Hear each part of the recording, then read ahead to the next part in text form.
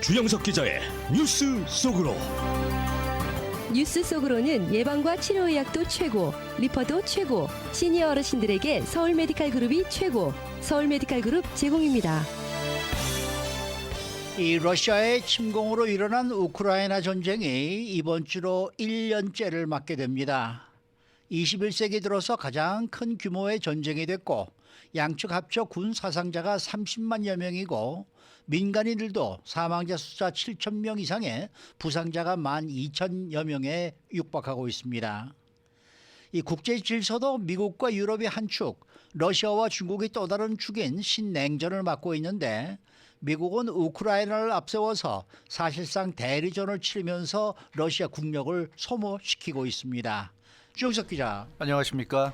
이번 주 중에 러시아가 우크라이나를 침공한 지 꼭 1년이 되는 그런 날을 맞게 되네요. 네, 그렇습니다. 지금 뭐 CNN도 폴란드 바르샤바를 방문한 조 바이든 대통령 모습을 보여주고 있는데요. 지금 뭐 연설을 방금 끝냈고 아이들이 미국 국기와 우크라이나 국기, 아마 폴란드 국기를 들고 나와서 흔들면서 이렇게 그 조 바이든 대통령과 함께하는 그런 모습을 보여주고 있는데, 글쎄요. 이 예전 같으면 저런 거 보면 뭔가 좀 감동도 오고 그랬었는데 요즘은 그냥 쇼구나 하는 느낌도 많이 들고 네. 좀 그렇습니다. 이 전쟁 중인데 글쎄요. 이게 지금 저런 모습이 과연 보는 사람마다 다를 것 같아요. 받아들이는 느낌은. 아무튼 그럴 것 같고요.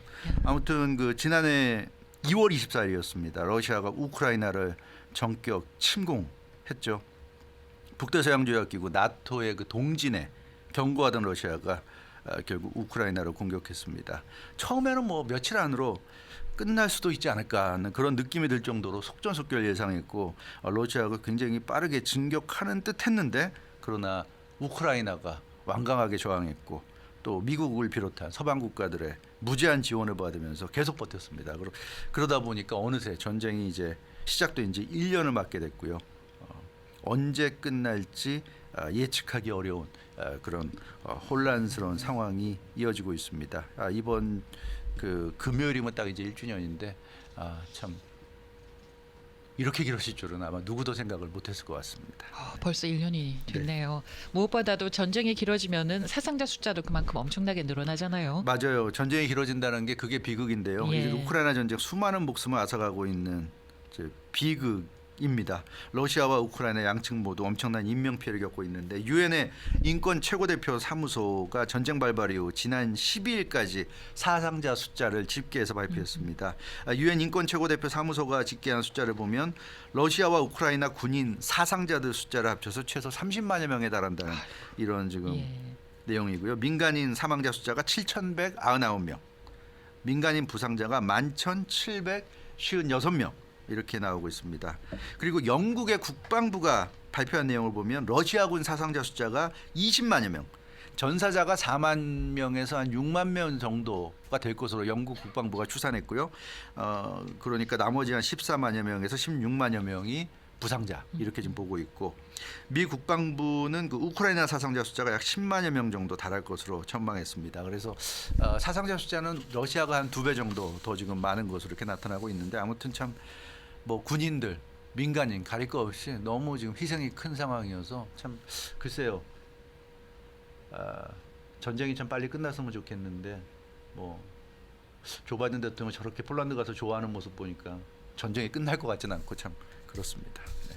전쟁이라는 거는 뭐 살아있는 사람들한테도 지옥이죠. 그렇습니다. 엄청난 숫자의 사상자가 지금 발생하고 있는데 이어서 피해 규모도 확산되고 있습니다. 이렇게 많은 사람들이 죽어나갈 정도니까 뭐 그 밖의 피해도 엄청나겠죠. 마틴 그리피스 유엔 인도주의 긴급구호 담당 사무차장이 최근 집계 결과 발표했는데요. 유엔 집계를 보면 지난 6일 현재 약 800만여 명이 우크라이나를 떠나서 사실상 난민이 된 것으로 이렇게 나타났습니다. 우크라이나가 어찌됐건 지금 전쟁이 벌어지고 있잖아요. 그리고 언제 끝날지 알 수 없고, 그러니까 많은 사람들이 우크라이나에서 싸우고 있지만 또 많은 사람들이 우크라이나를 떠났어요. 피난해 갔습니다. 800만여 명이 지금 그 난민인데, 이들이 그 생명은 건졌지만 전쟁터를 벗어나서 당장 목숨을 위협받지는 않지만 굉장히 심각한 전쟁 트라우마에 시달리고 있다고 그러고요. 이 사람들이 뭐 많은 돈을 가지고 나간 사람들이 얼마나 되겠습니까? 대부분 힘든 상황일 것이고, 그래서 참 그 난민들도 수백만 명, 거의 1,000만 명에 육박하는 많은 난민들이 지금 생겨난 상황입니다. 네. 우크라이나 전쟁이 일어나서 이제 1년이 네. 지나면서 신냉전 질서가 더욱더 강화되고 있다. 이런 네. 분석이 또 나오고 맞습니다. 있습니다. 이제 그것 때문에 어떻게 보면 지금 예. 전쟁이 도대체 언제 끝날지 알 수 없는 굉장히 장기화 될 것 같다는 예상이 지금 많이 나오고 있는 게 그런 이유인데요. 러시아와 우크라이나 대결을 계기로 해서 세계 질서가 급격히 냉각되고 있습니다. 미국과 유럽을 중심으로 하는 소위 대서양 세력이 러시아로 상징되는 유라시아 세력과 맞서는 지금 이런 상황이죠. 세계 질서가 재편되고 있어요. 미국, 유럽 쪽에 붙든지 우리한테 안 붙으면 너네 그럼 러시아, 중국 쪽이구나. 이제 이런 식으로 세계가 신냉전으로 가버리고 있습니다. 그러니까 미국은 지금 각 나라들에게 누구 편이냐고 묻고 있는 지금 이런 상황이죠. 너네가 우크라이나를 지원 안 해? 그럼 너네는 러시아 편이네. 이제 이런 식의 분위기가 지금 되고 있는 상황이고요. 그러다 보니까 미국, 유럽 쪽으로 캐나다나 호주, 일본, 한국 이런 국가들이 붙고 있는 상황이고, 뭐 중국과 이란 등이 이제 러시아 편이라고 할 수 있고, 인도 같은 경우는 뭐 워낙 대국이다 보니까 러시아와 거래하면서 뭐 확연하게 러시아 편이라고 할 수는 없지만 러시아와 거래하고 러시아 원유 들여오고 가스 들여오고 하면서 미국의 강요, 러시아와 거래하지 말라는 강요를 뿌리치고 있는 이런 모습. 그러니까 뭐 인도는 우리는 우리 갈 길 가겠다. 우리가 우리 에너지 문제 해결하는데 왜 그것까지 미국 너네가 이래라 저래라 하냐. 관도 이제 이게 이제 인도 입장. 그래서 인도 같은 국가도 있지만 대부분은 미국에 붙든지 대부분 붙고 있죠. 그렇지 않은 일부 국가들이 이제 러시아 쪽인 것 같고 이렇게 세계가 질서가 재편되고 있습니다. 이번 전쟁이 뭐 미국의 대리전 네. 양상이다 이렇게 말씀을 하셨는데 그런 측면에서 보면 상당히 흥미로운 부분도 있긴 있는 거 같긴 그렇죠. 해요. 이렇게 1년이나 끓여왔고 앞으로도 지금 봐서는 뭐 1년이 아니라 2년, 3년 계속 갈 것 같은 느낌인 게 결국 우크라이나가 물론 뭐 선전한 건 사실입니다. 우크라이나 군인들, 우크라이나 시민들이 러시아의 침략에 맞서서 자기 나라 지키겠다고 열심히 싸운 건 그건 사실이지만 그래도 1년을 이렇게 버틸 수 있었던 거 그리고 앞으로도 계속 지금 싸워나갈 수 있는 건 역시 뒤에 미국이 계속 지원해주고 있다. 무한대 지원을 해주고 있다. 이게 큰 거죠. 미국이 지원 안 했으면 아무리 러시아 시민들, 러시아 군인들이 열심히 싸운다고 해도 한계를 맞을 수밖에 없을 텐데 결국 미국의 지원이 계속되면서 전쟁이 끝없이 이어지고 있습니다. 근데 미국의 지원을 잘 살펴보면 굉장히 흥미로운 부분이 있어요. 이 제한된 지원이라는 겁니다. 그렇다고 해서 우크라이나가 러시아랑 맞서서 막 크게 싸울 정도까지 가는 건 미국이 원치 않아요. 뭐 아시다시피 러시아가 지금 핵무기를 세계에서도 가장 많이 보유한 국가인데 러시아가 정말 이 위기의식을 느끼면 핵무기 쏠 수도 있고 푸틴 대통령이 말로는 지금 계속 위협을 하고 있잖아요. 근데 그게 정말 실행에 갈 수도 있기 때문에 미국은 우크라이나를 도와주되 러시아가 위협을 느끼지 않는 정도 선에서 러시아가 타격은 받지만 그러니까 어느 정도 그런 조절을 하면서 지금 지원을 해주고 있다는 게 대체적인 분석입니다. 근데 그래서 전쟁에서 큰 위력을 발휘할 수 있는 핵심 무기 공급에는 미국이 소극적이에요. 뭐 하이머스 대표적이죠. 고속 기동 포병 로켓 체계 지금까지 1년 동안 16대를 제공한 데 그쳤는데 이 원거리 정밀 타격 능력이 있고 기동력을 갖춘 록히드 마틴이 생산하는 핵심 무기인데 이런 거는 잘 제공해 주지 않아요. 이런 건 잘 제공해 주지 않고 또 탱크 같은 경우도 이 뭐 얼마 전에 보도해드린 기억이 나지만 독일과 미국 다 난색을 표명하다가 최근에 이제 지원해주겠다고 했는데 그러니까 아직까지 1년이 다 돼가지만 탱크나 전차 같은 것도 제대로 지원을 안 했다는 거죠. 그래서 이 우크라이나를 지원하지만 소모전을 펼치도록 이렇게 미국이 좀 조절을 하고 있다.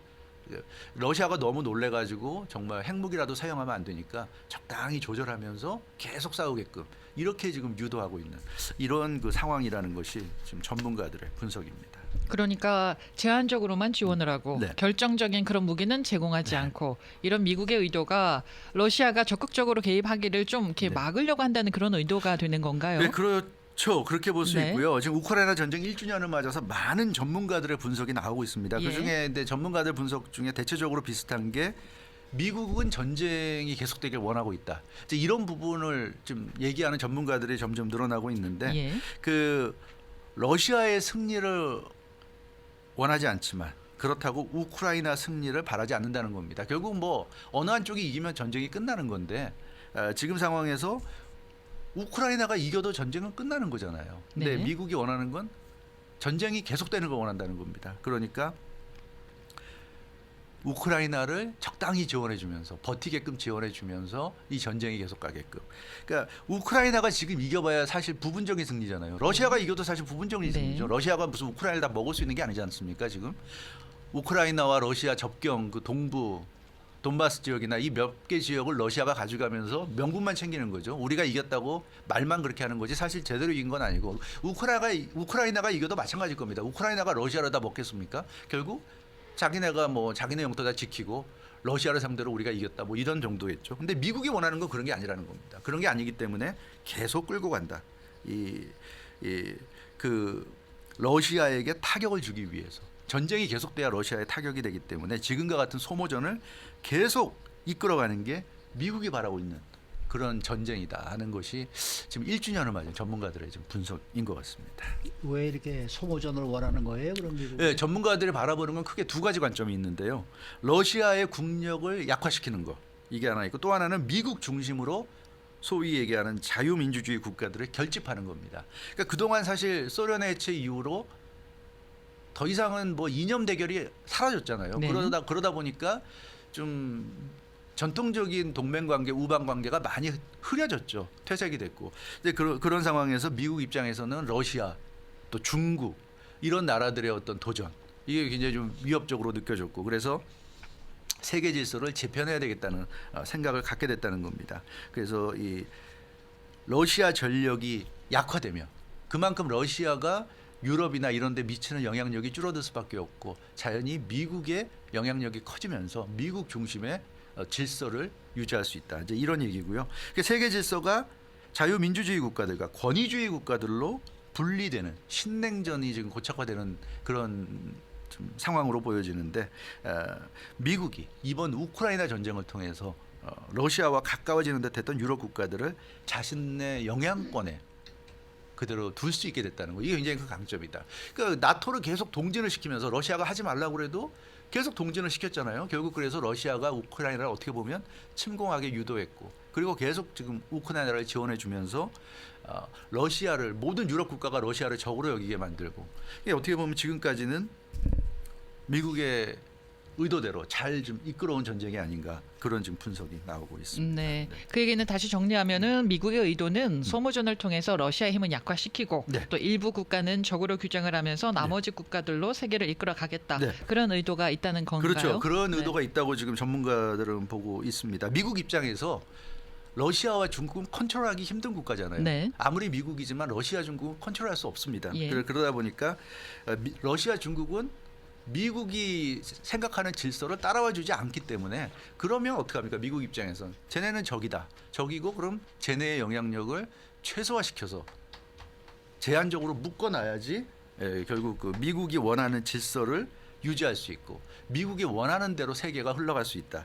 그래서 이 내 편이 아닌 강력한 국가들을 상대로 미국이 시도하는 게 이제 고립화라고 볼 수가 있겠습니다. 신냉전에 따른 새로운 국제 질서 대립을 통해서 그런 고립을 가능하게 하는 거죠. 미국을 중심으로 한 다수가 러시아, 중국 등 소수를 상대로 이렇게 포위하는 이런 이제 전략이죠. 그게 이제 새로운 국제 질서가 되겠고요. 이렇게 되면 이란이나 북한 같은 국가들도 지금 핵무기를 보유했거나 핵무기를 보유할 수 있는 국가들도 러시아, 중국과 친한데 이런 국가들이 힘쓰기가 어렵게 되는 거죠. 왜냐하면 다수가 미국의 그 질서 속에서 있기 때문에 그런 점에서 미국의 의도는 좀 명확하지 않은가 싶고 지금 상황에서 이렇게 흘러가는 것 같습니다. 네. 우크라이나 전쟁이 이렇게 쉽게 끝날 것 같지가 않죠. 그래서 전문가들이 그 점을 많이 우려하고 있어요. 전쟁이 쉽게 끝날 것 같지 않다는 것. 일부 전문가들은 1950년 일어난 6.25 한국전쟁을 예로 듭니다. 6.25 한국전쟁이 1950년에 일어나서 53년에 끝났는데요. 3년을 끌었습니다. 3년을 끌었는데 그때는 그렇게 길게 갈 줄 몰랐지만 이게 이렇게 그렇게 길게 갔고요. 우크라이나 전쟁도 마찬가지입니다. 일어날 때는 몰랐는데 이게 어쩌면 한국전쟁 같이 한 3, 4년 갈 수도 있고 더 심하게 예상하는 전문가는 한 7, 8년 갈 수도 있다. 이렇게 지금 보고 있는데 글쎄요. 이건 뭐 예상이니까 사실 뭐 누가 맞을지는 알 수 없습니다만 어찌 됐건 그 새로운 국제 질서를 지금 확립하는 상황이기 때문에 새로운 국제 질서가 확립됐다고 미국이 느낄 때까지는 미국은 우크라이나 전쟁이 끝나기를 바라지 않을 가능성이 높다. 러시아도 마찬가지고요. 러시아도 지금 이 상황에서 굴복하듯이 끝내기는 좀 어려운 상황이기 때문에 지금 상황에서는 최소한 2, 3년, 길게 가면 한 7, 8년까지 갈 수 있다. 이런 예상인데 이런 예상은 좀 맞지 않았으면 좋겠다 하는 생각입니다. 어찌됐건 이 세상에 전쟁이 일어나는 건 참 좋지 않은 일인 것 같고요. 그래서 1주년을 맞아서 좀 여러 가지로 착잡한 마음이 드는 그런 상황인 것 같습니다. 네, 주영석 기자였습니다. 뉴스 속으로는 예방과 치료의학도 최고, 리퍼도 최고, 서울 메디칼 그룹 제공이었습니다.